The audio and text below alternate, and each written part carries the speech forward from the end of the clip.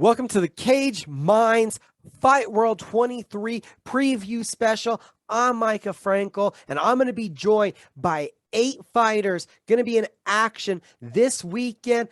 FightWorld 23 takes place 10/10 Candelaria, the Fit NHB Martial Arts Complex, the main event, a FightWorld 145-pound featherweight amateur title on the line. Gregory Sabin versus Tyrel Wisdom. A whole stack card of competitors representing the best gyms in the state. We got a bunch of guys to talk to, and there's no better place than to start than at the top.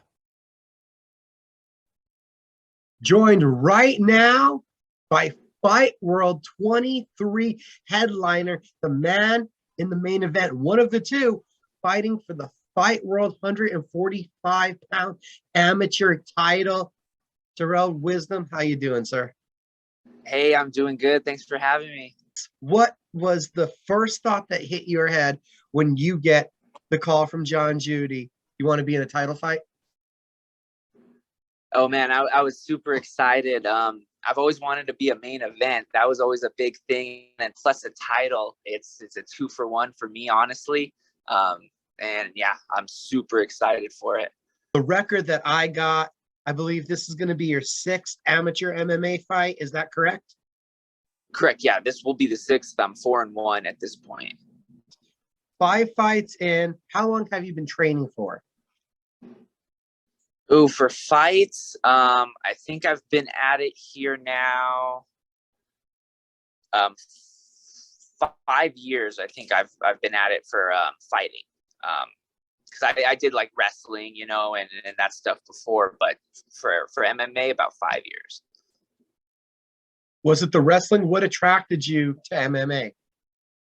No, yeah, that's honestly where it all started. It started with wrestling. Then once I got out of like high school and competing, I turned to jiu-jitsu because that was a close one. So then I started competing there, and I just kind of like competition, you know, going out there, seeing what I could do. So this was the next step after that. How long was the wrestling? When did you start?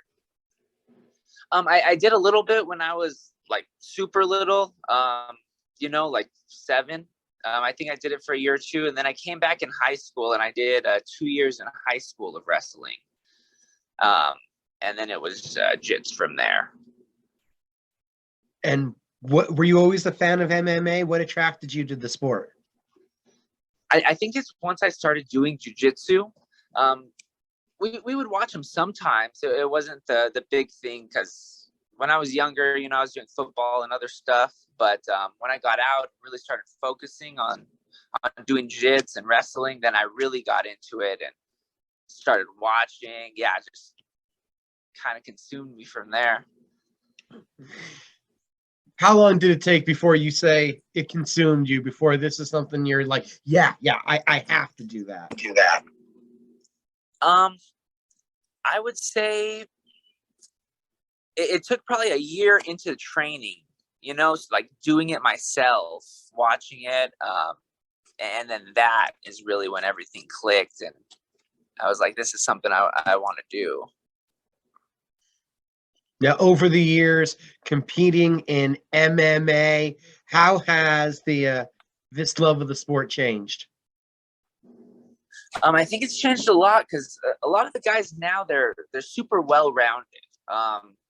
You don't get someone who's just specifically good somewhere. Everyone at least has a good understanding and knowledge of the game as a whole. So I think you have more well-rounded fighters, and that's awesome. That just gives you a better fight at that point. And what has it been in this sport, in this journey, that keeps you returning to the gym, keeps you signing up for fights? I really think it's just pushing myself, you know, seeing how far I could go, what I can really do. Because I go out there, you know, I work hard, and then I think my work excites me to go out there and kind of prove it, kind of show exactly what I've been putting these hours and all this time in for. What takeaway did you have from your last fight. We saw Ray Vizla landed a big punch. You had to recover instantly from that adversity, and you find the submission victory. What all did that tell you to display that resolve in front of everybody? Well, I mean, that told me first off, I need to work on my movement and my stand-up a little more. So that doesn't happen. But no, I just got back into what I was comfortable with. I like the wrestling and jiu-jitsu, so that's where I went. Gave myself some time to recover, from that shot. Whenever I was close to him, felt a little more safe. And then, once I kind of got my head back on, then I was able to work some stuff in there, and it was good. I wouldn't beat yourself up too much. I mean, this level, everybody's kind of still got to work on head movement. No, yeah, it's cool always having something to work on, something new to take away, and I think that's what that fight gave me. Gave me a focus on kind of what I need to work with. At that point, did you think you were primed and ready for an opportunity like this for a title fight? Did you expect this? Were you surprised? Yeah, I was a little surprised. I thought it was perfect timing though, because after that fight with Ray, I kept with it with the training, so it worked out perfectly. But yeah, no, I'm happy for the opportunity. I didn't at all expect it, but I'm more than willing to step up and show what I could do for it. What is it that you found at the gym in competition? What is it that's made you dedicate so much time, effort, energy to MMA? Well, I mean, I think it's fun. First off, it's just a great time to go out there, compete. And then the friends you make along the way. My friends, we keep each other in there. And I think that's what it is, kind of that brotherhood that keeps me going. And that's what keeps me from skipping days, all that. Now, enlighten us a little bit as to where you're implying your craft at. I know I've seen you Baka Fight Systems. Where else are you training? I know there's a couple gyms. Oh yeah. I do most of my training out of Baka Fight Systems. I also like to do like the open sparring that they have over at Fit. They have that on Saturdays. That's awesome. And then they also have like an open wrestling or jiu-jitsu down at 10th Planet, the Dark Haven Studios. They do that on Saturdays too. So Saturdays my go around day, get a bunch of training with different people, different looks. And I think that helps my game a lot, new person all the time, not used to your game, not used to theirs. You get used to the surprises. And you mentioned that you transitioned from wrestling to jiu-jitsu first off. Where were those roots planted, those jiu-jitsu roots? Jiu-jitsu, we actually started back at this gym called Los Vatos. My dad started, he was training over with Adam Oki, Dustin Mast, and he got me in there with those guys. We were training a little bit from there, and that's kind of where the whole jiu-jitsu thing started. I was still in high school at that time, so I only did a few classes, and then my dad got really into it, so I started getting really into it too. And now, is there a specific gym you go to for jiu-jitsu, or just hitting the open mats? I'm hitting the open mats. I mean, we do some jits over at Baka's too. I got my buddy Abe, my partner that I've been wrestling with. So we do a lot at the gym still. Heading into the first main event, the first amateur title fight, was there any tweaking, adjustments to the fight camp, to the preparation? I mean, the biggest tweaking was now we got 5-minute rounds. So we had to prepare for that, a little more time on the clock each time. We've been working a lot of, movements, a lot of, striking movements. And I've just been really trying to get better on my feet so I can kind of set up my wrestling. Real quick, give him his proper attention. Your opponent, Gregory Sabin. I don't know him. Do you know him? No, not that much. They've given me some information on him. We're watching out for some stuff we might see, but no, I don't know him. So in your expectation right now from what you heard, sorry about that. Your expectation from what you've heard, you expecting him to want to keep this standing and striking, or would he be the party that's going to be looking to take this to the ground? No, from what I've heard, I understand he's a striker. He's probably going to want to keep it on the feet. He's probably going to be loose moving around. So that's what we're expecting. Now, how do you feel that's going to challenge you? As you said, you could always work on the defense a little bit, and we've seen your jiu-jitsu, your wrestling has been your bread and butter. So how much of a challenge do you think it's going to be a guy that wants to keep it standing? I think it's going to be a bit of a challenge because, he's probably going to keep his space, keep his distance. So I'm going to have to really work in there for this guy to even get close to a shot or anything. I think, I'm going to have to get in there first, and that's going to be the difficult part with a striker, especially with the experience he has. What would it mean to you to capture that Fight World Amateur title? Oh, that would be amazing, man. That moment, I just, that's what I'm hoping for. That would be great to hold that title, to kind of see, what I can do now. I feel like that would give me some options to move forward in this game. And it's something I'm working for. Tyrel Wisdom, sir, thank you for the time. We'll see you this weekend at Fight World 23. Hey, thank you so much for the time. Have a good one, man. Thank you. Next up, we have Mark Hussey joining us from United Fit. Man, Yes, it's been a while, sir. Good to see you're healthy and back, going to be in action at Fight World 23. So first off, how you doing? Good, man. Excited to be back, man. It was been about 2 years since my last MMA fight, and long year of COVID and a long year of injury. So excited to be back healthy and ready to go do what we love, man. Your transition into MMA came from the wrestling world. Talk to us a little bit about that wrestling journey, how that began. Man, it started since I was knee-high to a tadpole. Started wrestling as a little 4-year-old and just kept it going through high school. Ended up an All-American, 2-time state champ. Tried my hand up in college, but, that classroom's the tougher part of that college life, you know what I mean? So wrestling part was easy, classroom was rough, but we stayed in that competition, and wrestling bred me to be where I am now, man. When did you know that you were going to make this transition, that wrestling was going to lead you to MMA?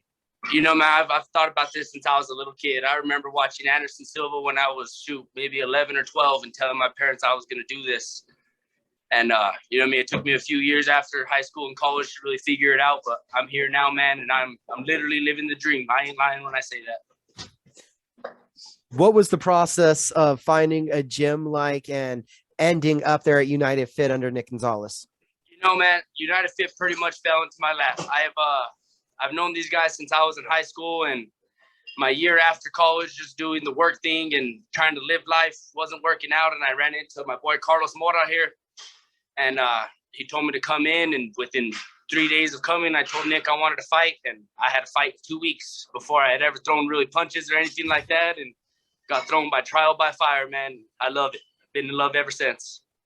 What was that like, those first couple experiences? I was there at Battlegrounds. What were they like for you? Man, it was definitely a learning experience for sure. I feel like I was a pretty good wrestler, so losing wasn't much that I was used to. So stepping into a ring, not really knowing how to throw punches or anything like that, and going with some tough cats off the bat was definitely a learning experience. But I wouldn't take it back at all, man. I wouldn't do it any different.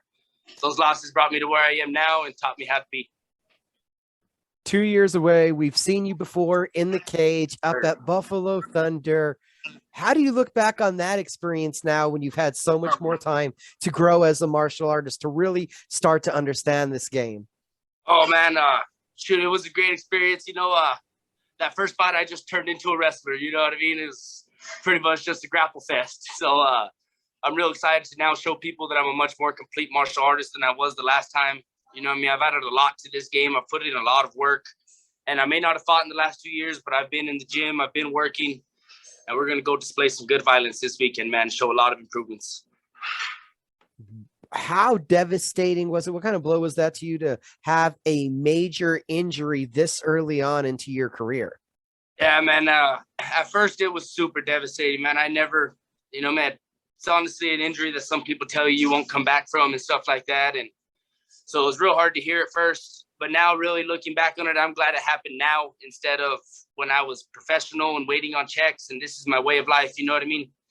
And it was just a good little bit of adversity to get through, to be honest. It was super hard on the mental. I couldn't push the physical, so my mental side really had to get up and be stronger than it ever had been. You know what I mean? Especially now getting back into it, and the first couple of weeks of getting back, dealing with the doubt of if we were really ready, did we jump the gun on this, and then really getting back into shape and knowing what a killer we are right now. You know what I mean? We put in the work, and it was honestly, now I look back on it, it's a good experience to have to go through that adversity as a young cat.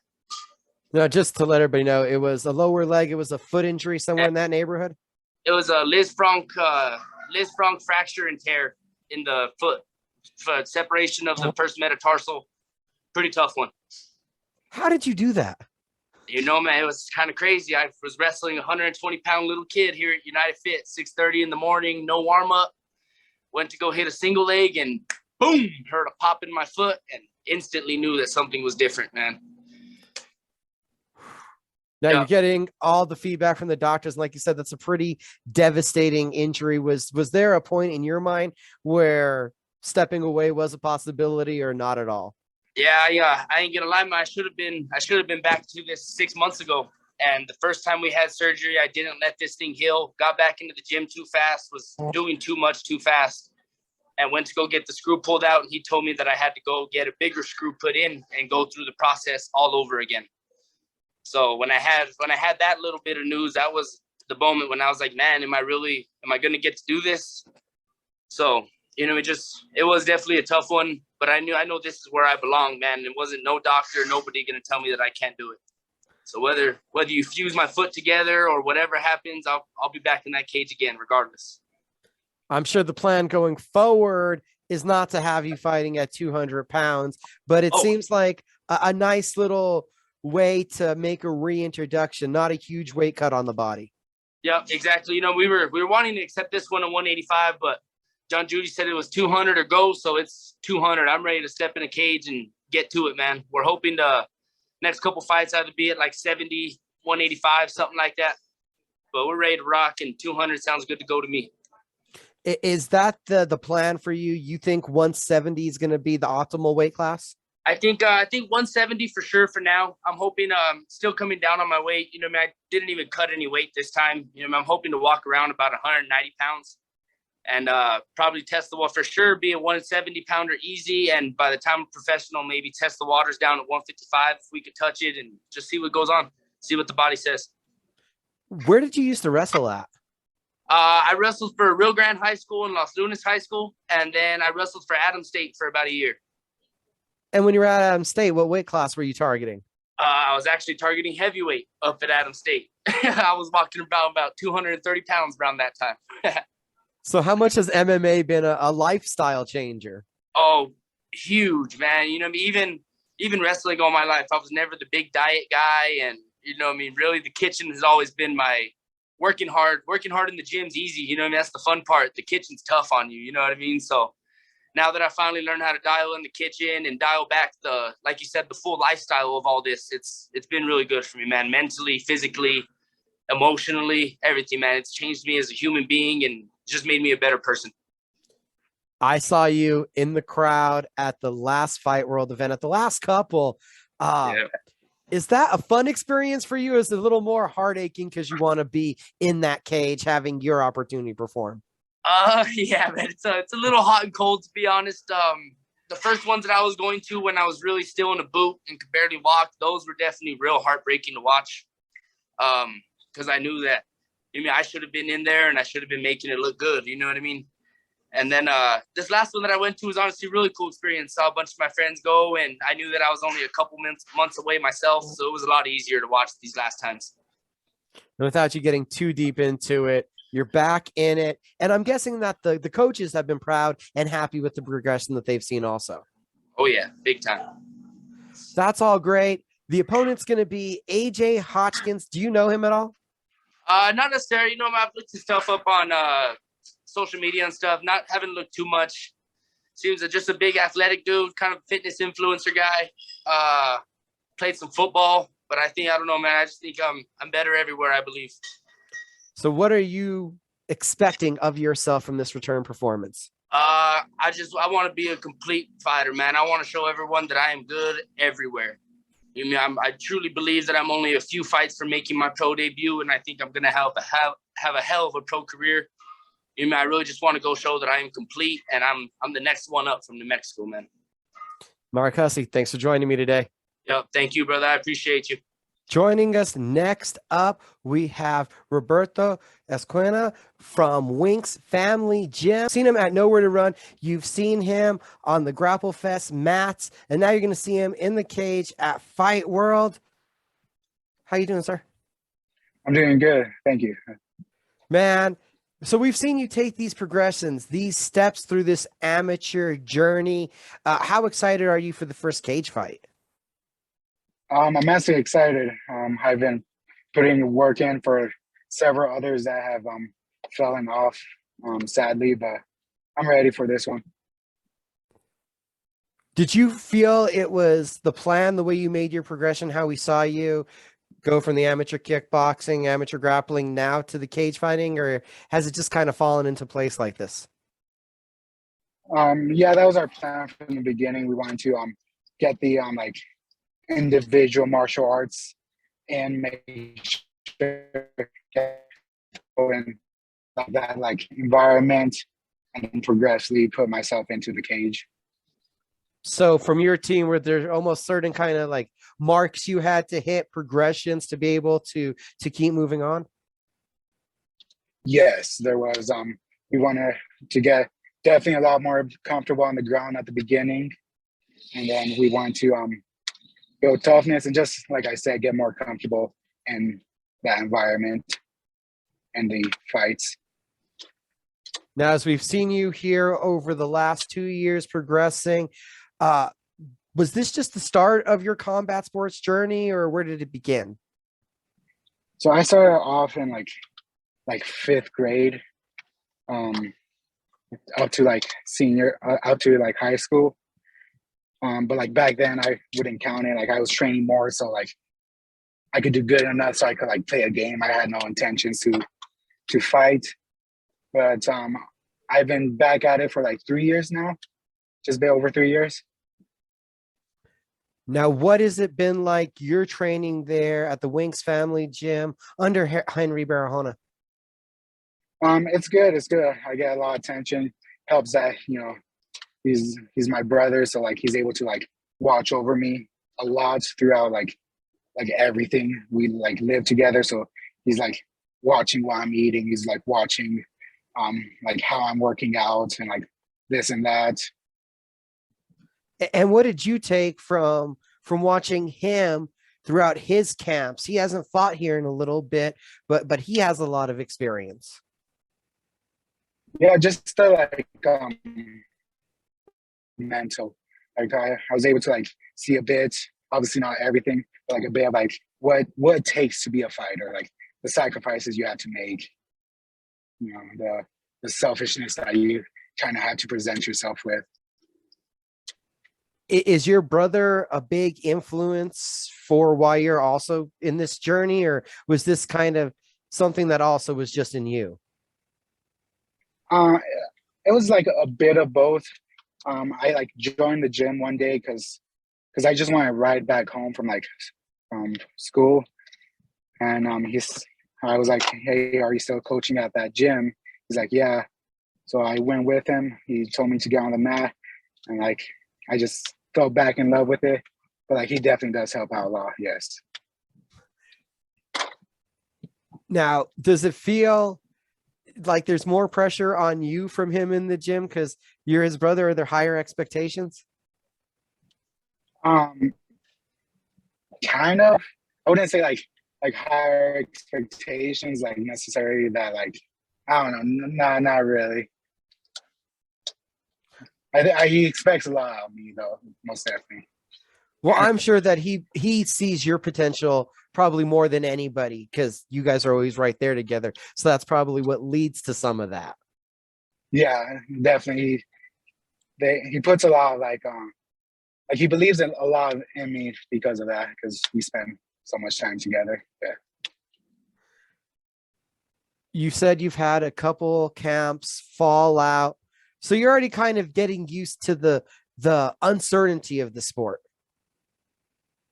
Yes, I've definitely have. I've had a couple fall out because of COVID. Some individuals had to like pull out. I recently had one fall out because the venue flooded like hours before, and so definitely the uncertainty is there. That's going to be a theme of these interviews, talking to guys that their last fight fell out because the venue flooded. What was it like from your perspective getting that call? It definitely was like trash. Like it hurt a lot. You put a lot into a training camp, into like designing a game plan for your opponent, and you're just hours away from it, and you're just told like, "Hey, the fight's off." That now, how quickly did this fight pop up? Because I know that was just going to be here, 3 weeks ago when that happened in Clovis? Yeah. So we kind of had an idea of this fight, like going like kind of like back to back. We were pretty set up for it. It was going to be like a very quick transition, but yeah, the moment it was like announced that the fight was off, we were like, all right, we just gotta go straight into this one now. The opponent's going to be Roberto Gallardo at FightWorld 23. Have you two crossed paths? Do you know much about Robert? Not too much. I know he's got like a bit of a wrestling background. I know he's like 1-0 in MMA, but like I've never met the guy personally, at least to my knowledge. Never seen him. You had already said earlier, Grapple Fest was to get more comfortable on the ground. So that gives me a sense. You've been pretty comfortable and confident already in the striking realm. Yes, striking was probably I guess because it's like the more natural. Like I guess as human beings, you're more naturally able to throw a punch and like say go for like a triangle choke, like correctly. So it's taken a while to get to this place. Where do you expect this fight to play out? What do you know about what you heard about Robert's first fight to how you think he's going to attack you here? I feel like it'll just be like the first round is going to be a lot of like feeling each other out, finding our range.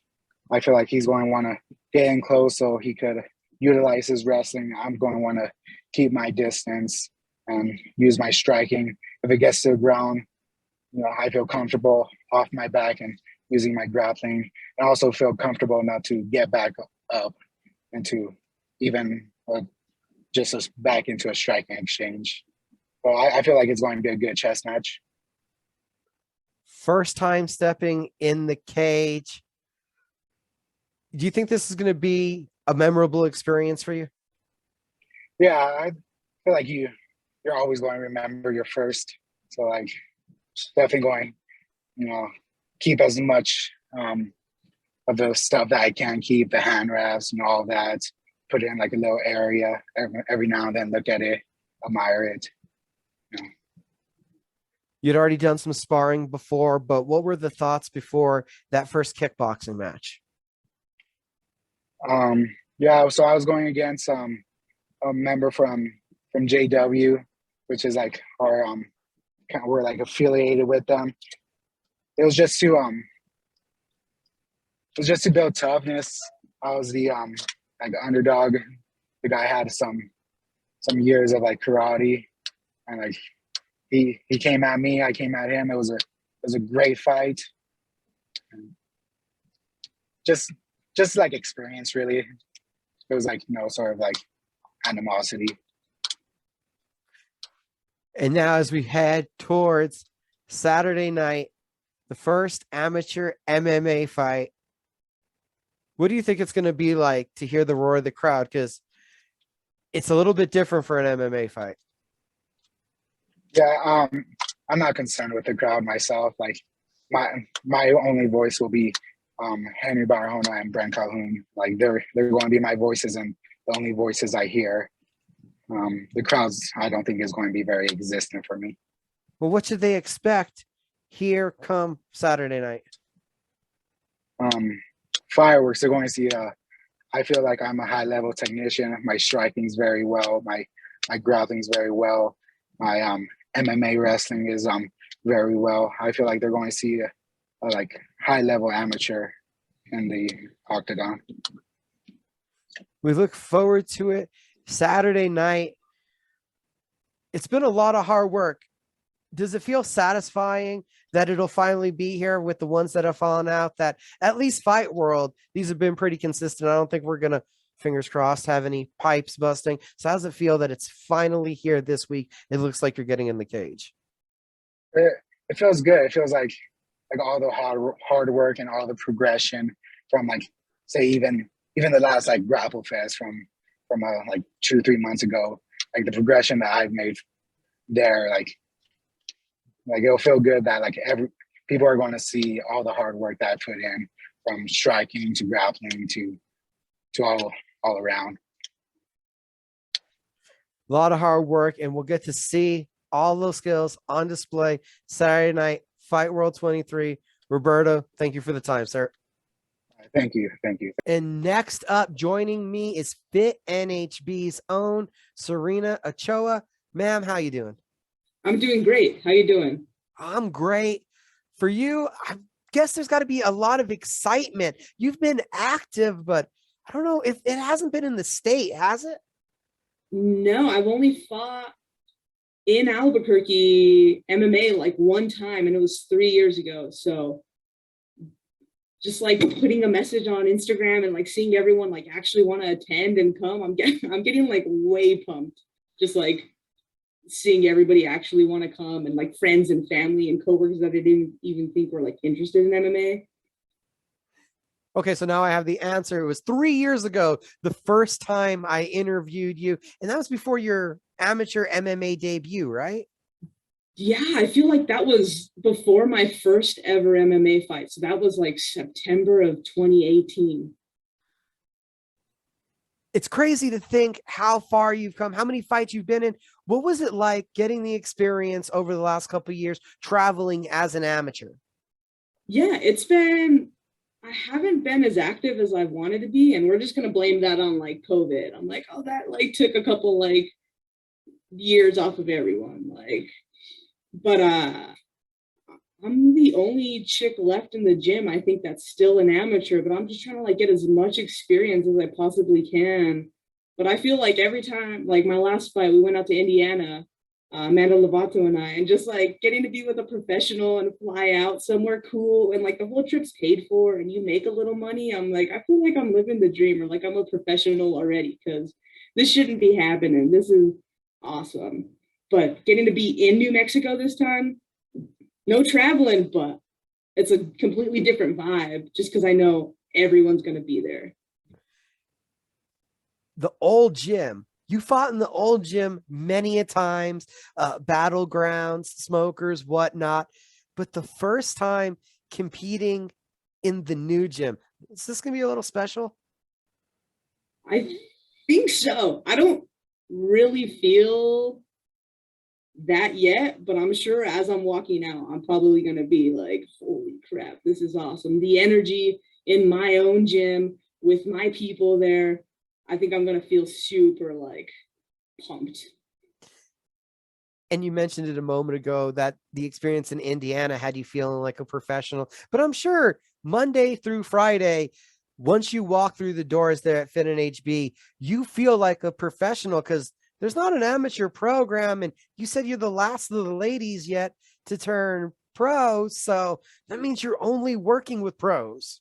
Yeah, exactly. I think like my days of having imposter syndrome are probably like a little bit behind me. I'm like, should I even be here? I can't hang with these people. And now I'm like, I do this every like day. Like clearly, I should be here. I am here. I put in the work. I feel like the only thing amateur about it is just like that I love it, that I like it. I think that's what amateur actually means in like Latin, that you do it for love or something like that. So I'm like, in that way, I'll probably always be an amateur. If I don't like it, probably won't be doing it. Talk to me about the progression as you, as a martial artist, as a fighter over the last 3 years, because I can see a lot of personal growth just talking to you again. Yeah. Just being in the gym as much as I can. You're always going to be getting better, even if you don't feel like it. You're always going to be getting better. I think mentally, I've been getting better too, just like believing in myself a little bit more and having some more confidence in my skills and trusting myself. But always trying to level up. And I think we got a good crew of ladies in the gym where we're just constantly trying to level up, constantly trying to level up. And I feel like it's impossible to not do that when like that's your whole goal. So on Saturday, I think I'm gonna see a little leveled up Sarina. What does that mean? Where do you feel that your game has at least evolved the most? Definitely wrestling for sure. I think I'm a lot better defensively and offensively than even a year ago. So thanks, JJ. But a lot of the like in between spots in MMA too, like scrambling. And it's probably going to be hard to choose, but I got to ask, who beats you up the most in sparring? Lil Surge. Little Surge. Yeah. So he's coming along a lot too. Yeah, he whips all of our butts. He doesn't even care. I'll hit a girl. I don't care. Yeah, he whips us. Amber Brown, Amanda Lovato, Jamie, they all whoop on. We all take turns whooping on each other, and that's how you get better. You can't be like on top every day, and you're not the worst in the gym every day. That's how you get better.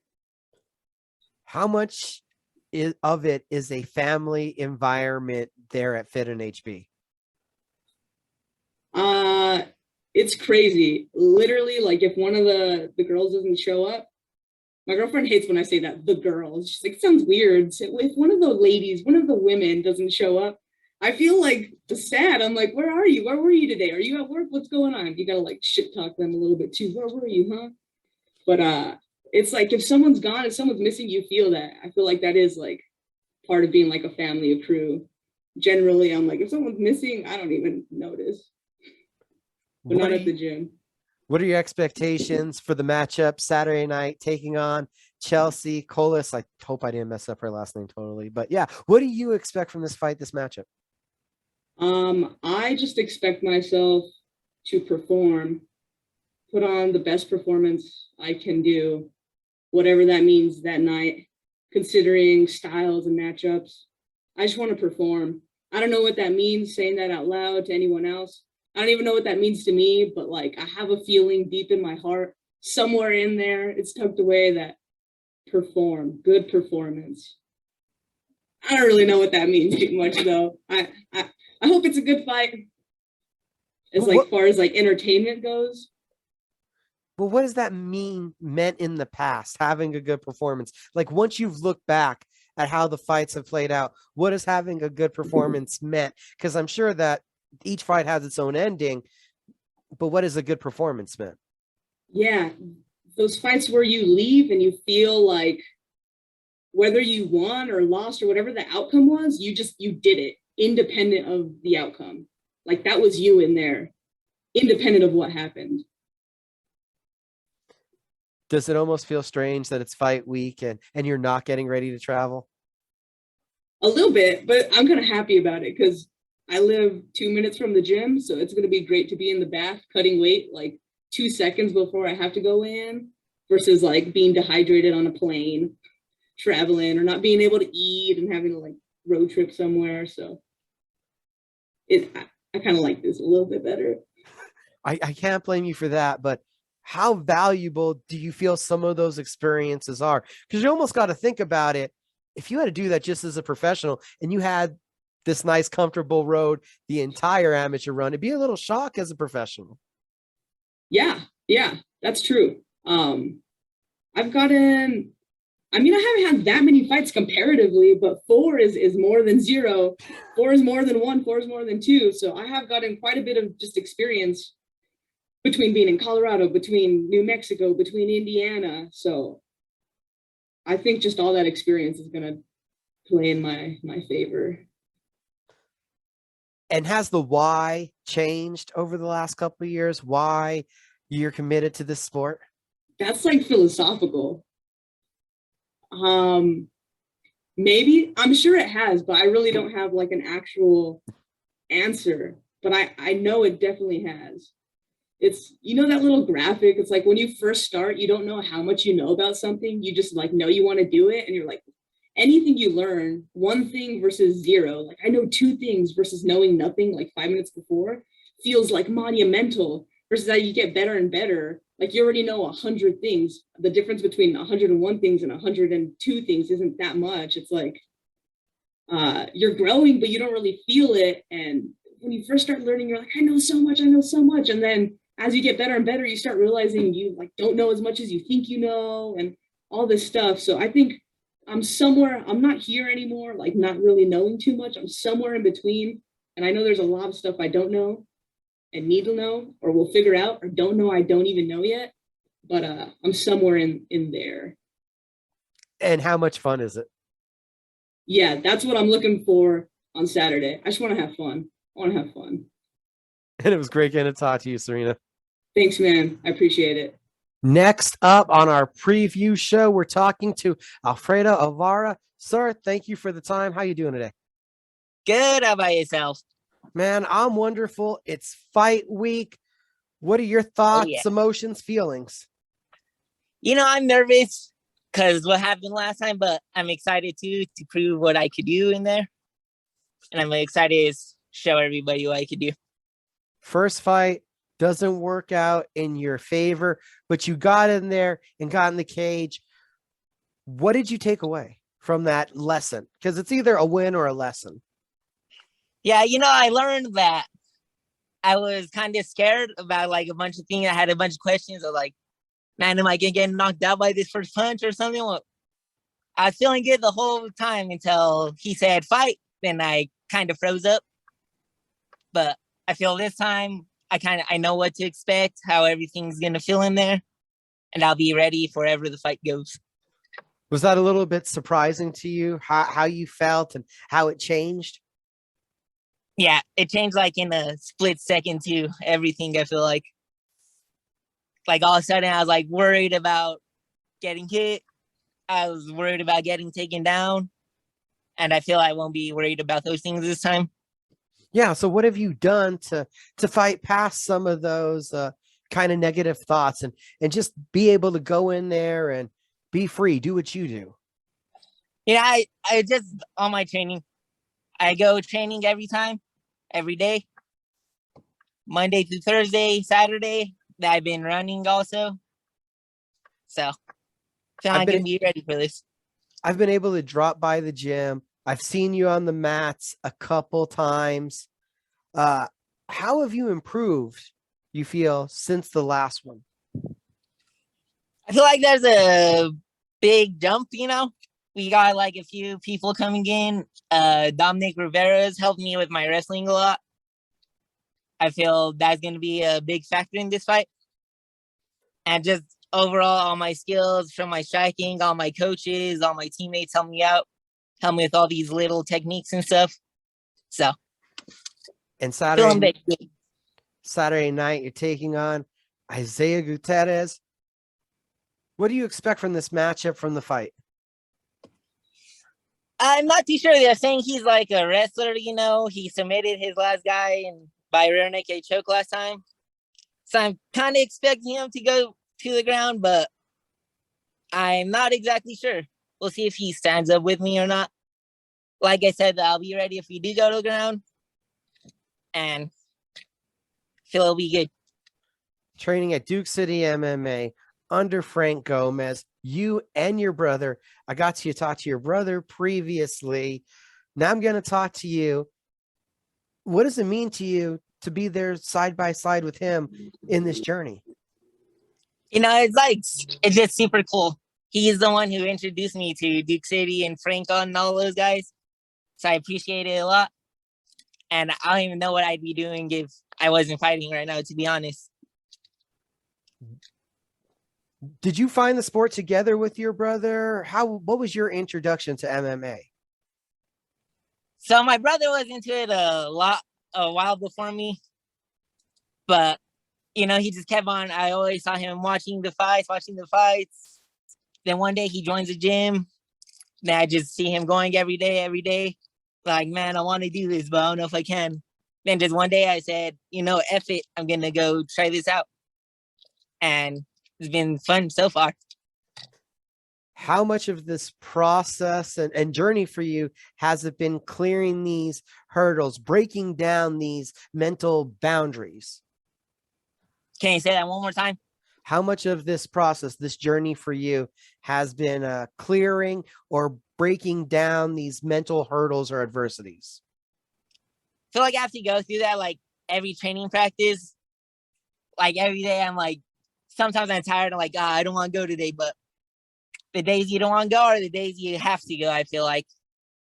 And every day I go, I try to learn something new. And that's how I go and practice every day. And it's been working so far. What has kept you returning every day? I just want to be good at it. I just want to be a pro, see how I could do. And I think I could be pretty darn good. What do you think makes you, you know, a little bit special, different from these other guys?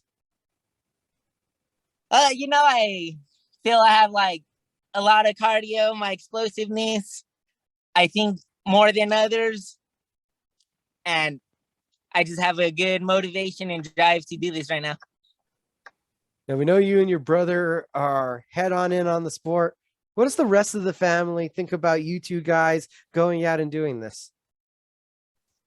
And they kind of think it's cool. Last fights, they're like, oh, that's, you know, I lost. I was all sad, but they're still like, oh, that was so cool that you did that. I would never do that. So they're very supportive of it. You brought it then up. Even my other two brothers sometimes come in the gym. So. Oh man, so we might get the whole family in there. Yeah. Nice.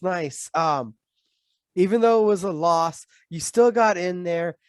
Was there any positives that you were able to take away from that first cage experience? You know, I lost, but it's so cool just being there. It did suck at the time, but thinking back is like one of the coolest things I've done. Just being in there, fighting in front of people, you know. How much fun is this? The training, the competing. How much fun are you having throughout all of it? A lot. Every day is fun. It's different. I look forward to it every day. What did you expect to be doing? Because you didn't jump initially down this. You said you followed your brother down this path. What did you expect to be doing at this age? Honestly, I was gonna be a police officer, but then I joined the military. And I was like, I don't want to be a police officer. Then I was all into basketball a lot, and I just went to school for exercise science and wellness. So I don't know, I'd probably be in the fitness industry right now in some way. It feels like that's the degree that you're able to use somewhat in this field. Have you been able to find ways to have the two cross over? Yeah, I learned a lot about like muscles and how they work, you know, that I feel like I can notice like the contractions and stuff during some of these things and what I need to focus on, where I need to put the pressure and work my muscles. So I feel like it's helped kind of. Saturday night, Fit NHB, Fight World 23. How do you overall come away from this experience just feeling better about the performance? It's gonna be a good. No matter what happens out there, I know all I want to do this weekend is do better than last time. That's all I need to do.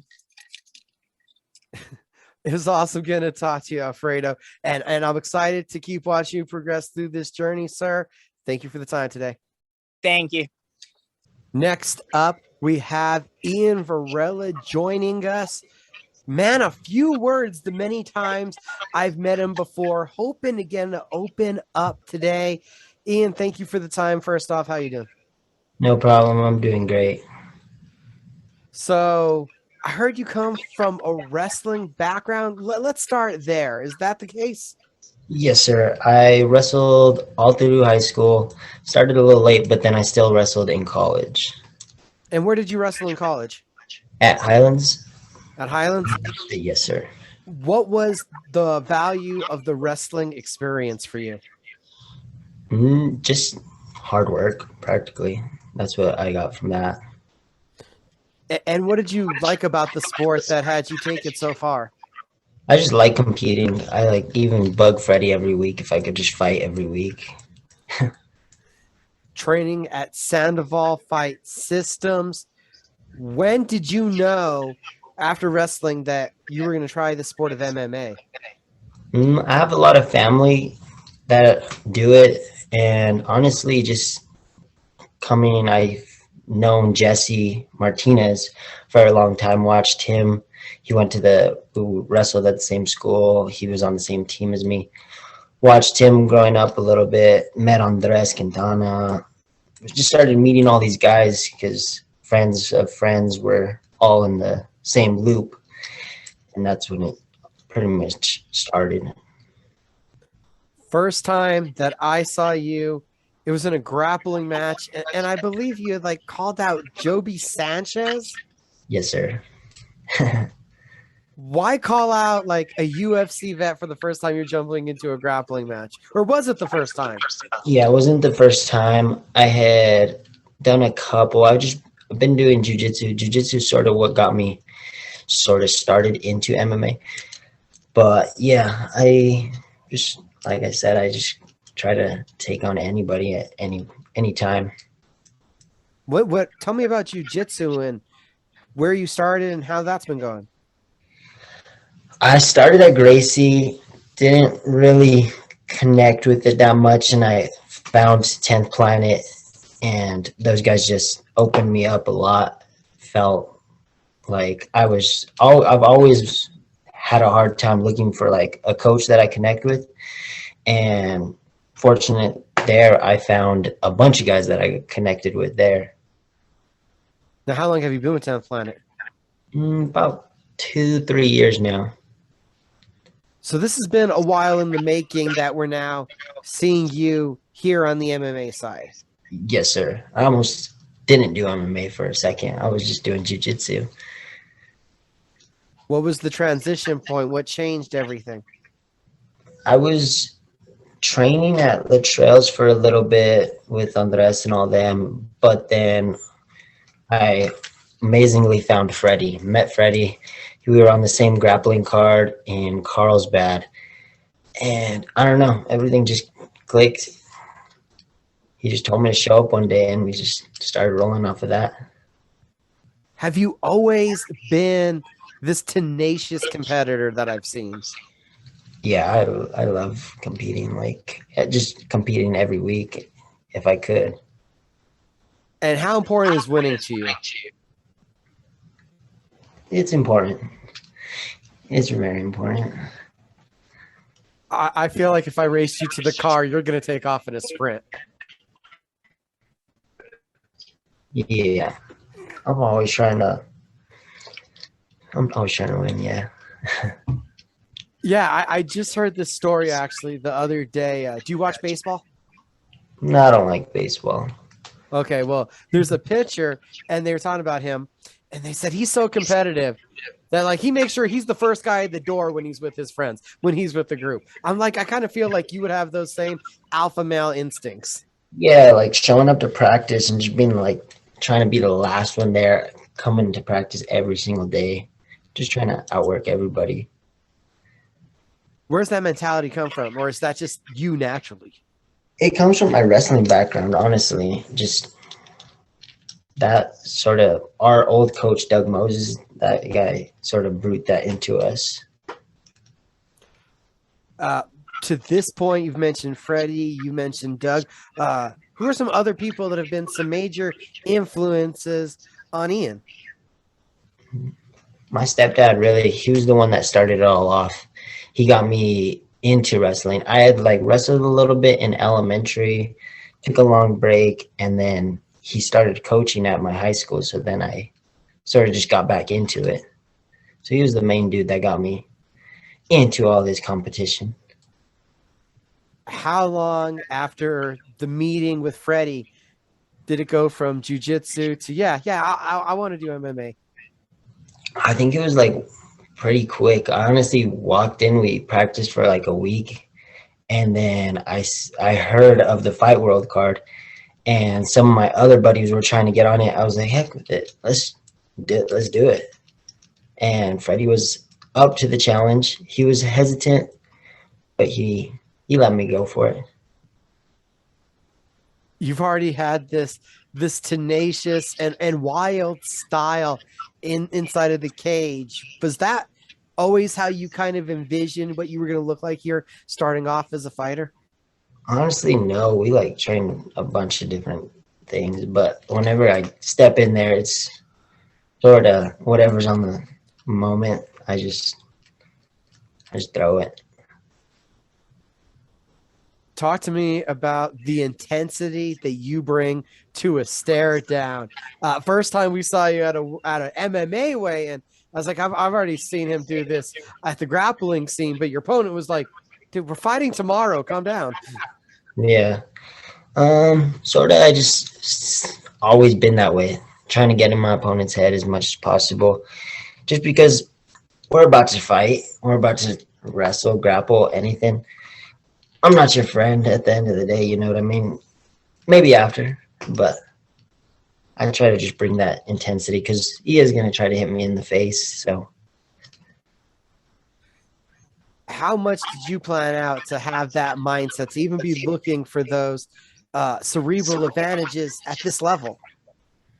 Honestly, it's practically everything now. If you look at the UFC, Conor McGregor, Colby Covington, and one of my favorites, those guys, you see it there, they get into their opponent's head and it does so much for them. So you've wanted to adapt that somewhat into what you do? Yes, sir. And besides being this wrestler and this intense maniac, who else is Iyean? I'm a teacher. That's who I am. Man, you're a second grade teacher? Yes, sir. Was that always something that you wanted to do? How did you become a teacher? Yeah, it's always something I wanted to do. I just love kids, working with kids, helping. I coached a lot in high school, just helping my little brothers. I got a lot of siblings. There's 8 of us. I come from a big family. So I've always just been around the little ones and just always been helping them. Just love teaching. What is the adrenaline like for you when that cage door closes? Sort of just, I'm my first one, I was scared. The last one, I'm just like super excited to get in there. I can't wait. Without going into too much detail, what kind of improvements do you expect to showcase Saturday night? I plan to submit him, honestly, pretty quick, just because I've been putting in so much hours of jiu-jitsu this camp. Jacob Diaz is going to be the opponent. What have you seen that gives you the confidence that you think you're going to be able to take this to the ground and get that finish? I think I could beat him super quick just because I've honestly had teammates former teammates of his, and they've just compared both of us together, and there's no way. I'm just on a whole nother level. Talk to me about that tight-knit group. There's a couple of you guys on the card. Sandoval Fight System, what it's been like finding this gym and this community. Yeah, honestly, it was like perfect click. We all click. It's like a little family. It's not a big gym like Jackson's or all these other ones. So it's perfect. Like Freddie gets to literally work one-on-one with all of us. That's why I think all of us have increased in like so short of time. What is your expectation? You already said the quick performance. Is that ultimately will make you satisfied, or are there other avenues for you to feel on Saturday night that, yeah, you've progressed, you've improved, and you're going in the direction that you want to? I mean, I've had 2 stoppages in the second round already. I would like to perform, like show off my jiu-jitsu skills.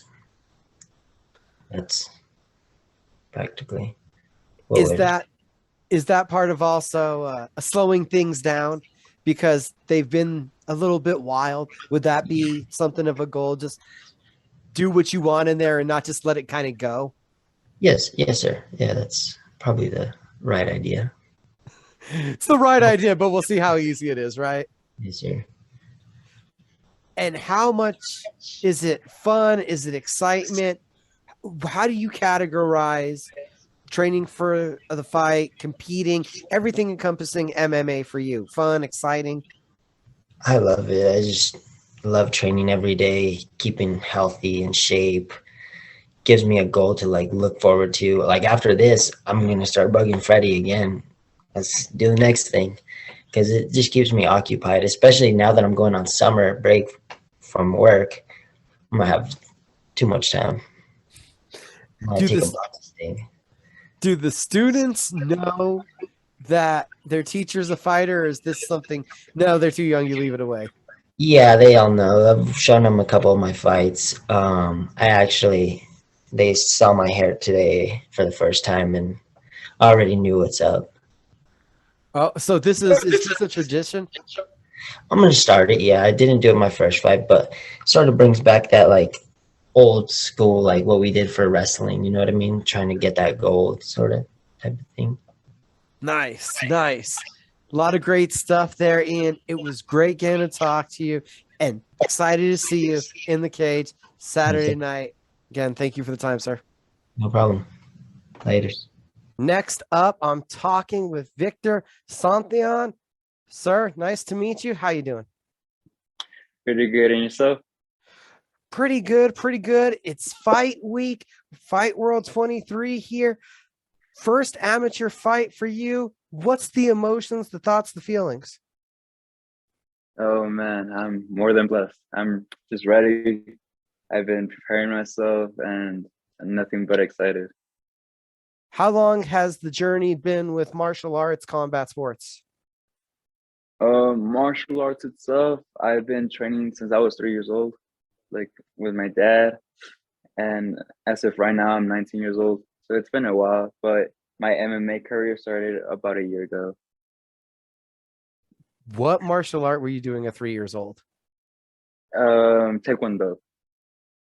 And what degree level did you reach?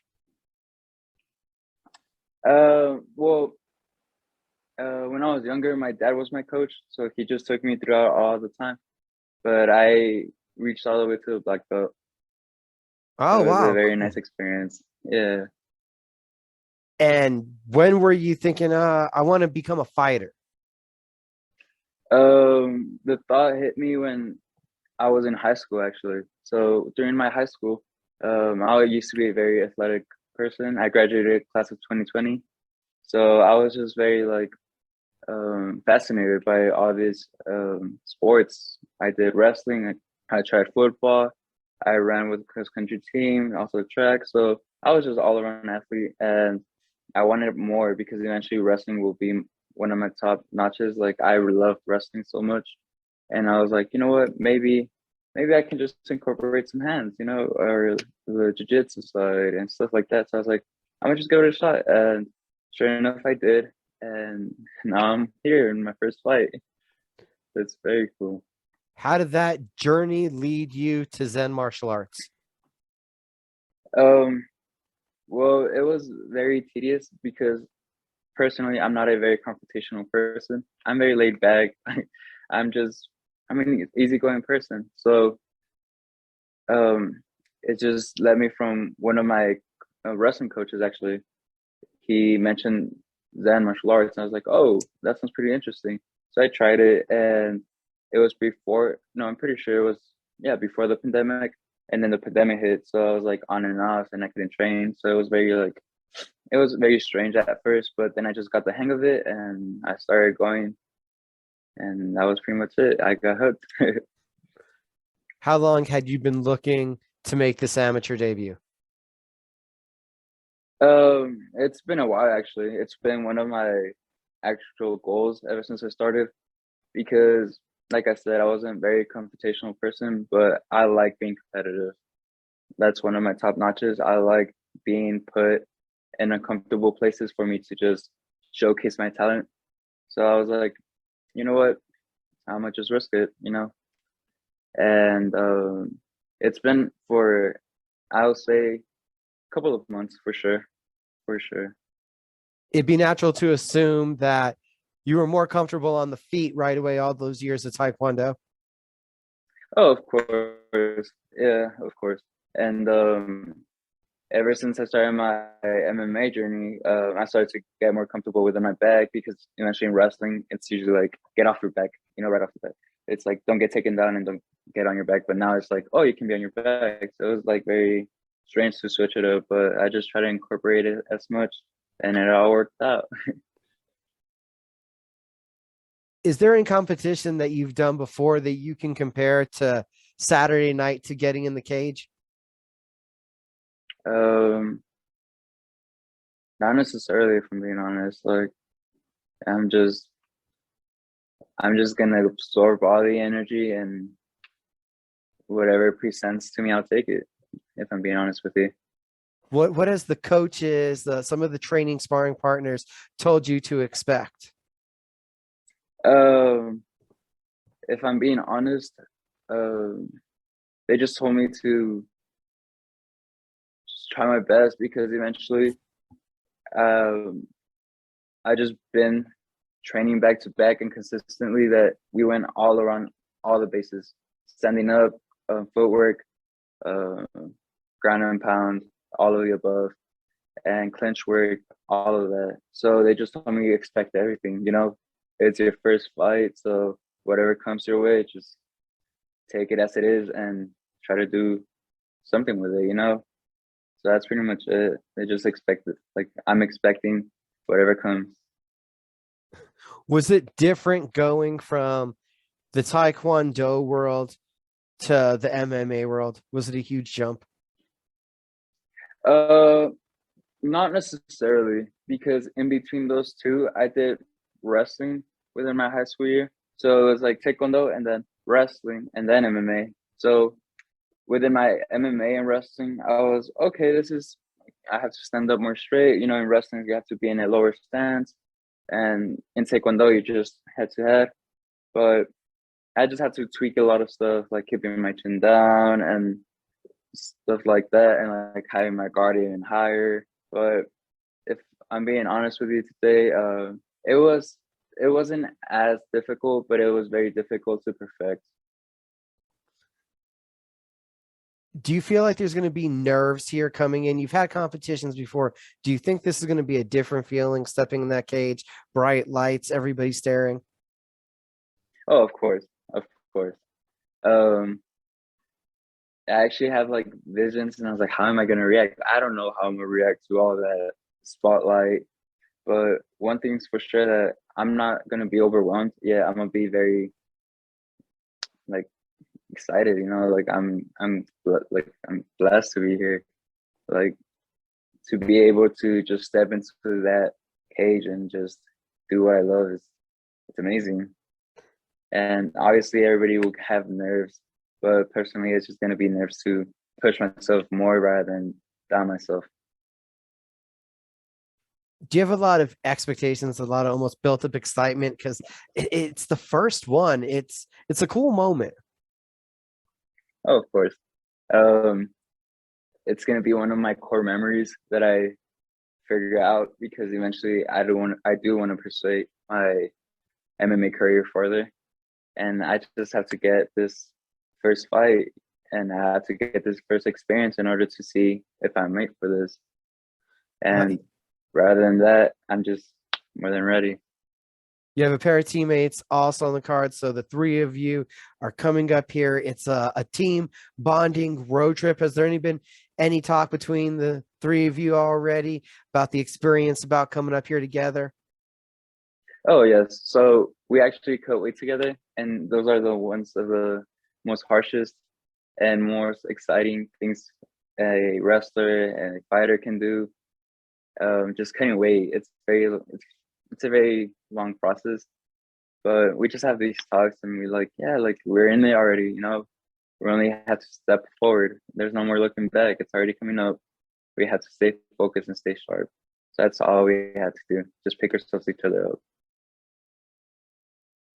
Saturday night, you step into the cage for the first official experience, and you get to watch your teammates do it also. I'm not sure exactly how the card's going to play out, but do you think you're going to be more nervous when they're going out there or when you're going out there? Oh, for sure when they're going out there. Because eventually, it's my perspective. They're my teammates, you know, I care for them. They're brothers and sisters. Therefore, I would not be able to control anything they do, but I would wish them nothing but the best, all success. But yeah, I think I'm gonna be more nervous seeing other people fight because eventually I don't notice that I'm fighting too, you know? It's been a lifetime journey, as you've told us, with martial arts in general. Why has it suited you and feels like the right path? Well, it's very difficult to answer because obviously everybody has their moments where you doubt yourself. You know, you get overworked, you get injured, or maybe it doesn't come out the way it does. But at the end of the day, I feel like it's my path because it's something that I really love to do without complaining over the consequences. You know, injuries, cutting weight, and stuff like such. I just enjoy it overall. I really enjoy it, and I don't see myself stopping at any point soon. So we're off for it. I'm up for it. Having done martial arts for 3 years old, it probably feels natural to continually be in a gym, to be practicing, to get the repetitions, all that. Probably by now, it just feels natural and normal. Yes, sir. Most importantly, I love the process. Everything might feel natural, but you have to make a step forward and always become a better version of yourself than you were yesterday. Because eventually, nobody's going to be perfect at the end of the day, especially me. But I just like to work towards something. That's one of my biggest things. I like to just work, you know, day in and day out. Who's been the biggest influence on you so far as a martial artist? As a martial artist, I'll say some of my coaches for sure. For sure.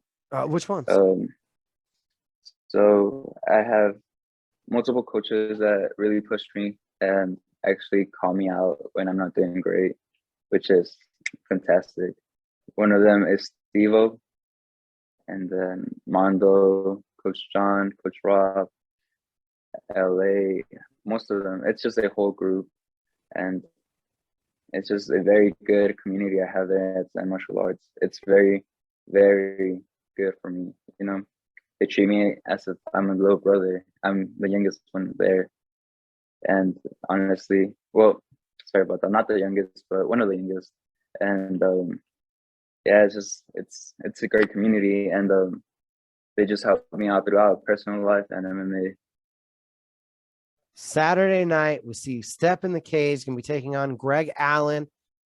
What are your expectations and thoughts for the fight, for getting in that cage? What do you think plays out Saturday night? Saturday night, it's such a great night. I expect to give nothing but the best. That's all I do. Just step in there, take all the energy, take all the excitement, you know. I can't predict the future, but I know for a fact that I'm enjoy every second of it because not many people get the chance to step on the cage. So me being able to do that, I'm just happy to be there. That's pretty much it. Does it feel surreal that it's coming true? It sounds like it's something you've waited for and have thought about for quite a while. Oh, that feeling will always be there within me. Like that feeling will always be there. Like even sparring, practicing, or simply just cutting weight, working out, I always think about it as one step closer to my goals. And this fight's gonna be one step closer. I'm gonna just take it. That feeling of just going in there and fight is just one of the biggest feelings that I get, and it's rewarding at the end. You know, knowing that I gave it my all, knowing that I'm out there representing Zen, my family. It's a very nice attribute to my life. How long did it take for you to gain that perspective, adopt that mindset? How were you able to do it? Oh, it's been a while actually, because that mindset was built within my wrestling career, if I'm being honest with you. My wrestling career was very, very, very difficult in a sense, because as a freshman in high school, I was ready to quit. If I'm being honest with you, I was ready to just leave. But it was one of my coaches in high school and one of my practice partners, Hector, that really got into my mind of saying, no, obviously you're gonna lose if you don't work for something. So ever since, my mindset switched and I started getting placed, I started winning tournaments, and sooner or later just taking spots. And ever since then, I just switched. It switched my perspective in life and switched my perspective in mixed martial arts overall. And that's pretty much it. You know, I can't go down without putting up a fight. Gonna change the conversation slightly here before For I sure. let you go. How old are you? I'm 19 years old. 19. Man, Yeah. you're wearing a Tupac shirt, and I was just thinking, I'm like, he passed away before you even were born. How'd you become a Tupac fan? Actually, well, I like some of his songs, but I'm not truly a fan, if I'm be honest with you. I like the thing a lot, so I saw this and I was like, I like that shirt, and I just got it. I wear a lot of vintage clothes, and yeah, that's pretty much it. But yeah, Tupac, Biggie, you name them, I'm all up for it. I had seen vintage rock t-shirts are coming back in style. I didn't know that the vintage hip hop ones were also coming back in style. Exactly. The what is it? The hotel, the Hard Rock Hotel. Yeah, those are going out too. And I don't know, I just like that style in me, if that makes sense. But yeah, it's just I'm not gonna lie to you, I'm not a big fan of him, but I really do enjoy his music overall. Tupac and Biggie, and yeah. A fan of the classics. Exactly. Nice. Saturday night, we'll see you in the cage. Thanks for taking some time this week. It's the first fight week. Does it feel weird getting to cut weight again? Been a little bit since wrestling.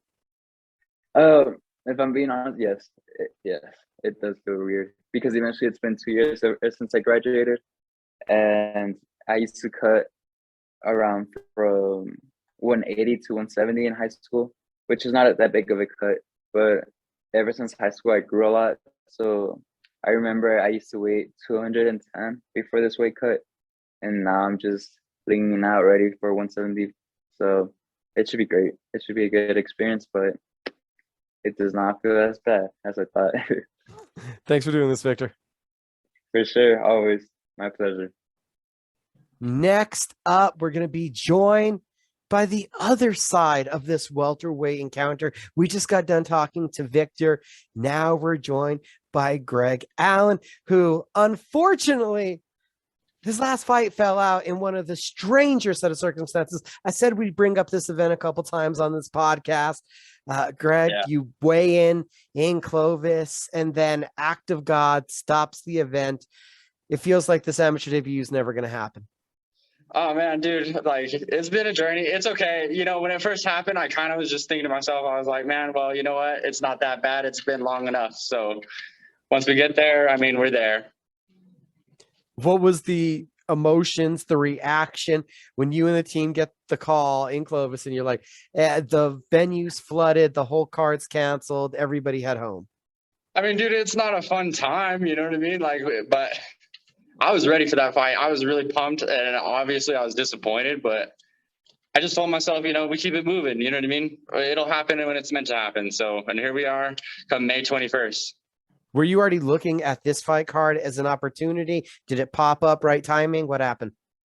It just happened right timing, honestly. Like it was like, okay, we got back in Albuquerque. I took like a week off to let my weight reassess. And then, you know, they were like, hey, do you want to fight? And I was like, heck yeah, I do. I've been wanting to fight forever. So let's go ahead and get it going. And so we jumped right back into the next camp. And that's pretty much how that's been. So from one camp, a week off, right back into the next. That's what life's been like? Well, like a week and a half. I had to let the weight come back a little bit. I had to enjoy myself a little, but I mean, as many weight cuts as you've went through without fighting, you should get to indulge a little bit, right? Yeah, a little bit, right? Now, has it changed your mindset yet that these fights keep canceling, falling out, that you're just like, oh no, it seemed like they're not going to happen? Like, this is just a dream. I'll keep accepting them. I'm not ever going to get in a cage, whatever. You know what? I'm still pursuing the dream, man. It's still my moment. At the end of the day, it's still my moment. May 21st. Like, that's what we're here to do. We're here to do my thing. You know what I mean? It's been a long time coming, so I'm ready for it. How do you keep this mindset, this positive conviction?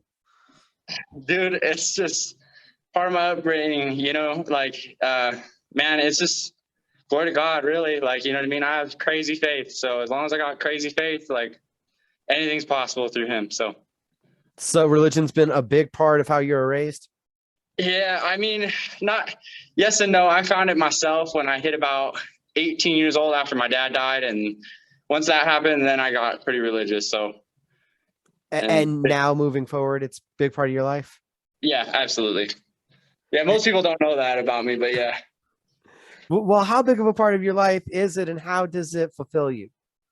Man, you know what? It's cool, man, because to me, it's just like, it gives me one place of sanctuary where I can be with my thoughts and be at peace too, knowing that the big man upstairs is a part of the process. You know what I mean? Like, and so having that faith, like, just means it's going to happen when it's supposed to happen. That's all it means. And happen when it's supposed to happen. How have you still, even when these fights have fell out, I know that you've still found fulfillment each day in the training and in your progression, even though you're not getting to display those skills for all of us. Can you say that one more time?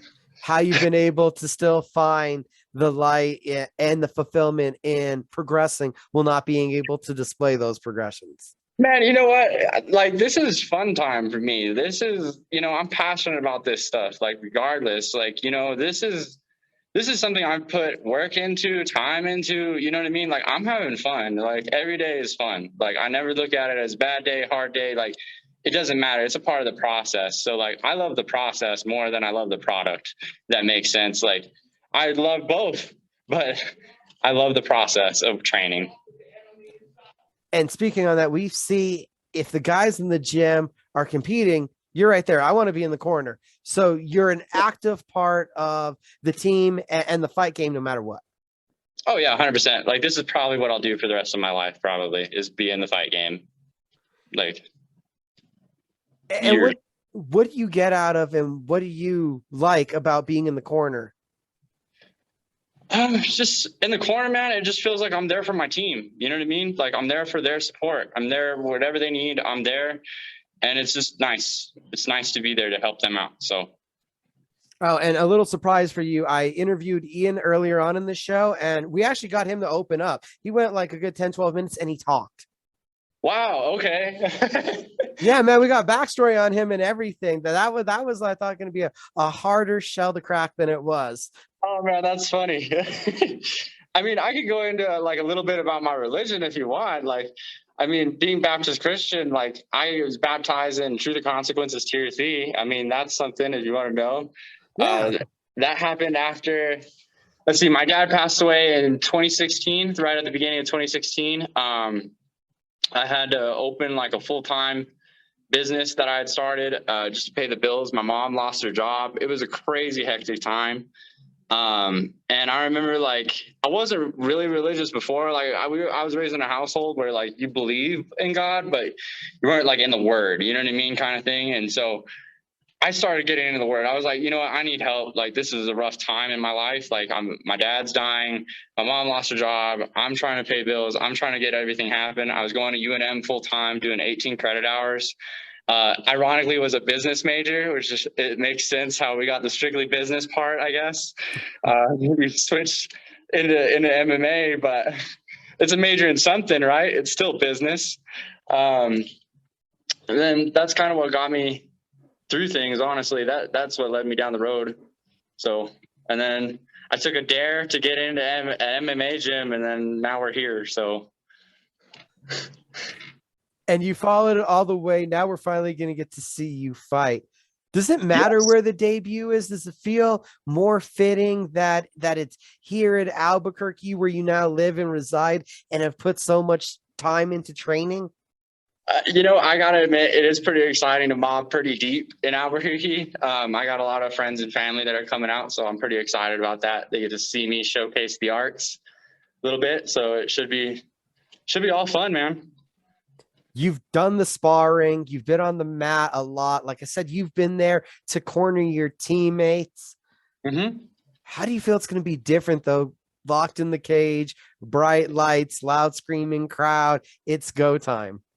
Bro, it's still home. Like I don't care what anybody says. It's still just a place of home, meant to be there. Right timing, divine timing, if you will. And I talked to Victor, as I said, right before you. What do you think of the matchup? What are your thoughts on this particular fight? I just think it's going to be a good event, man. Like, you don't want to miss it. Buy your tickets. That's all I got to say. Use my code, G Allen. See right there, you drop down here if you're looking in the description, and we do have the link for you to buy tickets. There's your code. Help support your favorite fighter. Absolutely. Get them a little bit of change. Absolutely. Help you guys out. What has the bond been like? I know that you've been right there next to Freddie Sandoval, your head coach. Talk to us a little bit about that bond, that relationship. Man, you know, Freddie's taking me in like almost as if he was like my big brother kind of thing. You know what I mean? Like we're hand in hand. Like, you know what I mean? That guy is cut from the same cloth almost. He went to El Dorado High School. I went to Manzano. We were still in the same neighborhood. Those are big rivals, but same neighborhood. So it's just kind of cool to link up years later and find someone who's got a similar life to you. So it's pretty cool. It's fight week once again. Looks like you're excited. I'm pumped, dude. Like, I am so excited, bro. Everybody, weigh-ins are Friday. Fight World MMA 23 Saturday at the Fit NHB Martial Arts Complex. Do you have any expectations, Greg, on your performance, on how the fight will play out, on what would make you proud afterwards? Man, you know what? Honestly, I just want a performance of the night. Like, both athletes. Like, I want a full-blown, like, great performance from both. That's all I want. I've sat next to you and watched the UFC at some events, and yeah, this is really a big deal. And it's good to see that you finally get to strap those gloves on there and go in there for real, right? Yes, absolutely. It's going to be a good time. It was great getting to talk to you again, sir. Thank you so much, Micah. Catch y'all later. Peace out. Ladies and gentlemen, last but not least, rounding out our preview show is Jacob Diz. Yes. Don't say Diaz, it's Jacob Diz. Sir, how many times does that one get messed up? Dude, I hear Diaz all the time, mate. It's Jacob Diaz. Let's make sure you remember it. Diz Tings. I like to go because I know these Tings. Oh, that's awesome right there. I was supposed to have my debut a couple of months back in Colorado for Colorado Combat Club, and the first contract they sent me is Jacob Diaz. I'm all, I don't know who the fuck Jacob Diaz is, but this definitely is not getting signed. So I made sure I got my Diz contract because people will need to know, get the memo. All right, Jacob. Well, let's start off with the path. What path led you to MMA? Fuck, man. Grew up like big time Cuban heritage. Played baseball my whole life. Like national pastime in Cuba. Either really big into boxing family or really big into baseball. Family's all super big competitive baseball players. Some played super high level, some not so much, and yeah, so just grew up playing baseball. Never martial arts was never. Sorry, but I got a call. Yeah, but never was interested in martial arts. Never really watched fights. Then about, I say it's 14, and I had a buddy. So I went in, did a practice. My buddy beat me up, bloody my nose, which is a theme now, and I was like, fuck, this shit's pretty cool. And at the time, my brother had like recently passed away, and he was like a big inspiration for me for baseball. So once he passed, like I just really didn't have the same flair for baseball as my family. So once I kind of started training martial arts, and I was like holy shit, these have to be the coolest humans on earth. Just like to be gifted at fighting somebody else's, I just don't know if anything's cooler. Just nothing just grabs attention. So I'm hoping to add my name to somebody I would have looked up to like 4 years ago when I first started training. Actually, closer to 6 years ago now I first started, which is crazy. How did this journey lead you to where you are now to training at Jackson Zakaba? Oh fuck, dude, it's been a world so much crazy like time. So I started training at Acoma right when they opened it back up in 2018 with I first got in contact with Nick Urso through one of my good buddies at the time, who Nick Urso had actually like recruited to coach over here at Acoma. And right after I started training, I just noticed that the dude's involvement is just different. Like, dude's a fucking savage. Seeing this guy, seeing what like his skills in the gym, I'm like, this has to be like one of the best fighters in the world. And to have him as a coach, I'm so blessed for especially how much he cares about all our amateur team. Every one of us, like the amount of time and effort and just like freaking just like you can tell like all this dude has in mind is all of us and like what to get us to our careers is going. Like all he thinks is for benefit of him and his fighters, which is awesome. So I'm super fortunate. Having a coach like Nick, a professional fighter, have you went back and looked at his handiwork, looked at his fights? Dude, that's like the first thing I did, and I was like, holy shit, who's this guy? We kind of like there's some really big names like we kind of had seen earlier, Brandon Royval, and Nick Urso has a win over Brandon Royval in his hometown. So like this dude's a gangster for sure. And dude, I was right there cage side for that fight. Well, really? Oh wow. Now, this path, you said you've been on it for 6 years as a martial artist. Is there a reason why it's taken till now, Fight World MMA 23 for finally us to see debuting in the cage, that first amateur fight? What's the story there? Yeah, so my goal since when I first started training was I wanted to like fight like as soon as possible. I was 16 when I first started training, and so I'm like, 18 amateur debut, let's do it. So my birthday's in January, so right when I turned 18 in January, like maybe like 2 weeks prior, I freaking tore my ACL. I was supposed to have a Muay Thai fight. St. Patty's Day, I was freaking sick, and then like right after the Muay Thai fight, I'm like, okay, let's get some MMA fights. Right, and that was gonna be 18. Calendar would have lined up perfectly, but yeah, I tore my ACL. That was 9 months out, and towards like the end of my ACL recovery is when I started coming to Acoma. And Nick has like a different philosophy when it comes to training. He doesn't believe in throwing fighters in there that aren't necessarily ready. Like yeah, it's great to maybe learn in the cage, but he wants everybody to be complete by the time they're in the cage. That way, like once like we're ready to fight, we can just get some fights, kick everybody's ass, get maybe not too big of a layoff, and just trying to go from there. So yeah, so like if if I had it my way, I would have fought right when I turned 18. But looking back, I'm 21 now, so I guess not too far long ago. But looking back, it's a good thing I didn't fight when I was 18. I think I would. I'm a dog, so I think I would have won some fights. But the skill it's unreal how much better I've gotten. Like I don't know. Like I didn't even think of this as a possibility. Yeah, is it possible to explain a little bit how much more prepared you are now 3 years later than when you first thought you were prepared?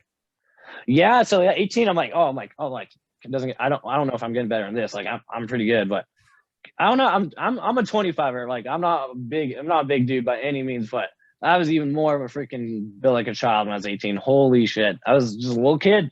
I would have been ragdolled. It wouldn't have been good. My striking's always been clean and clever, but I would have just gotten probably just out muscled for sure. And now I'm 21, have a little bit more of a man physique. I hope a couple of years so I get that man strength. Looking forward to that. Yeah, I'm just more of a, just getting into the man stage of my life, and I just understand so much more of this game. I believe I'm going to be really smart. I think I'm going to be smarter than a lot of, especially amateur fighters. That's for sure. I just think my mindset has changed a lot, and physically I'm a different person for sure. There's a lot of accomplished competitors in that gym, those hollowed mats that you get to roll on. What's some of the best advice that you've got on how to approach this first one? Yeah, for advice to this first one is like Lando Venata. Fuck, I love that man. Just don't necessarily take it too seriously. Like have fun, like, and don't like enjoy the moment. This is gonna be fucking sick. This is gonna be cool for me. It's gonna be cool for everybody to watch. Oh my god, it's gonna be art for sure. Just have fun in there. And like personally, my mindset has been I just want to go in there. Like if I can do one thing, I want to go in there with composure. Because how many times do we see fights where the person just looks like it's a freaking brawl until somebody gets tired and whoever has the best conditioning wins. Like that's not how this fight's going to be. Like it's the skill is going to know what's going to win this fight. So the composure is going to be key for sure. That's a lofty goal right there, to walk in there the first time and to have composure. Has there been any way that the guys have been able to explain to you how different it's going to be than you expect? Because I've talked to people at the highest level that they can remember the first time what they thought it was going to be like when that cage door locked and how different it was than the expectation. Fuck, a big part of my routine is visualization. I'm really big into it. So as we kind of opened up, I actually live in the dorms here at Jackson's. So I have access to this cage 24 hours and I'm a night owl. So I like to get my visualization workouts in the middle of the night. I like to go in the cage. I like to imagine how to fight. I like to picture everything. This is way different from the actual adrenaline of when it's actually going to be like, I'm sure. But fuck, I don't know. I just feel like young veteran. I feel like 7 years is quite a bit of a long time to train before somebody has their first debut. A lot of times people jump right into fights after like 3 years. I just feel like I don't know. This is my first fight. I'm a debuter. I just feel comfortable. I don't know. I just feel super just at ease. I'm just super excited for it. It's gonna be really cool. I'm excited to see how it actually ends up going. We'll see if it's anything like how I'm saying, but we'll see. I'm excited to see that. And what do you think of the moment, just the experience that you finally get to get in there and after all this time, get after it 100% and do it here in Albuquerque where you train? What does that all mean to you? Oh, dude, it means so much. As far as the venue, it could be anywhere. It mean the same no matter where it's at. I'm gonna have the people that want to see me fight, which is quite a few. They're gonna be tuning in either way. So the venue isn't necessarily a factor for me, but God, the moment, just so much time. Like I don't even know if I have words to like put into play, like how it's even going to feel. I have no idea. I'm just like, I'm excited to see what it feels like. I'm excited just to experience it. It's gonna be sick. And then from your perspective, what do you feel like heading into this fight as it's your first time are some of your best attributes as a martial artist? Oh God, this is gonna be a long video. God, so just I think the composure is going to be the thing that's going to set me aside from 99% of other fighters. But other than that, we're getting to like the technical aspect. My striking is nasty. It's clean. And I'm just a real long striking. Just it's going to be real, just clean and just clever on the outside. I believe I have a lot of. I don't know. It's going to be a little bit of a striking masterclass. That's what I'm hoping.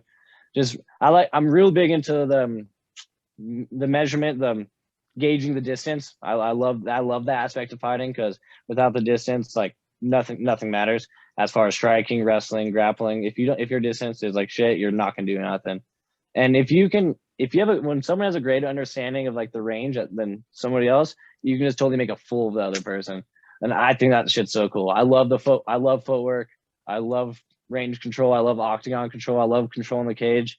I think this is going to be a rough night. It's going to be really cool. It's going to be cool. So I feel like you've really been picking Lando's brain for the last couple of years. Fuck, it's hard not to when you're being around the guy, for sure. Because you're describing to me a lot of things that I'm visualizing that are things that are big principles of his game.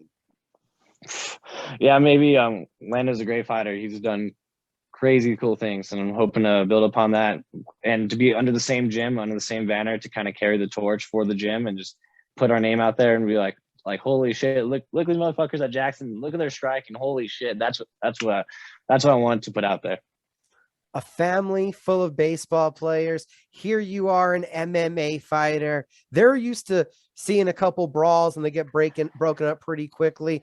Has the family come around to you in this journey? Oh, for sure. The family's stoked. I'm telling you, we're Cuban, so we got boxing. It's just the other side. We just had to touch the roots a little bit and deeper than we're used to for baseball, but it's inside of us for sure. So I'll be the first person in the family to have any pursuit of combat sports, but I think after what I've done, what I plan on doing, we're gonna bring out the combat sports side of the family for sure from here on out. Diz will be a good name for it, for sure. That's the plan. Jacob Diz, sir. It was great getting to talk to you. Yeah, awesome to meet you, mate. I've been following you for years because I've obviously grew up training in Albuquerque, so I've been seeing your interview some of my friends, interview friends' opponents. It's awesome to finally have myself on here. So awesome to meet you, brother. Oh, yeah, definitely. Great to meet you. And I will see you Friday at the weigh-ins. And Saturday, everybody will have the live coverage, fight night, recap results, everything on the website. Post-fight interviews is the plan. Rob Gutierrez will be there. Robbie Ray Images taking photos. So we'll have full coverage on CagedMinds.com of Fight World MMA 23. Again, Jacob, thanks for joining me tonight. For sure, mate. You have a good night. You too. That was a long day putting this together for the Albuquerque fight fans. Fight World MMA 23 this weekend. Fit NHB Mixed Martial Arts Complex will be the venue. At the time of the recording of the podcast, card always, keep in mind, is subject to change. But we got 16 fights scheduled. That amateur featherweight title fight in the main event. We do have a link here in the description. If you're looking at the website, it's also there below. Click to purchase tickets, and it'll take you right where you need to go. And just remember, Greg Allen had already told us about it. Thank you to everyone that shared some of your time today as it's fight week. Get your tickets, get out and support the local MMA scene. Thanks for watching. This has been Caged Minds preview of Fight World MMA 23. And I don't want to forget to let you guys know, if you're going to be out there in PA, we're talking about Pennsylvania. It's Gettysburg, Pennsylvania, Saturday, June 25th for Fight World MMA 24. You know, it goes down out there on the East Coast. Here in the Southwest, it's Fight World, bringing you some of the finest amateur and professional mixed martial arts.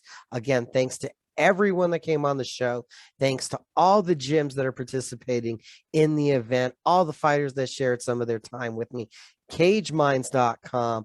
If you're looking at this video, like, share, and subscribe. It's much appreciated. Same if you're listening to it, like, share, subscribe, rate, review, all of them. It is much appreciated. And to support Caged Minds, everything I do and the guys that help me out, you can purchase the shirts, the merchandise, the hats, the mugs, all of it at nowprince.com/Caged Minds. We'll see you this weekend at the fights.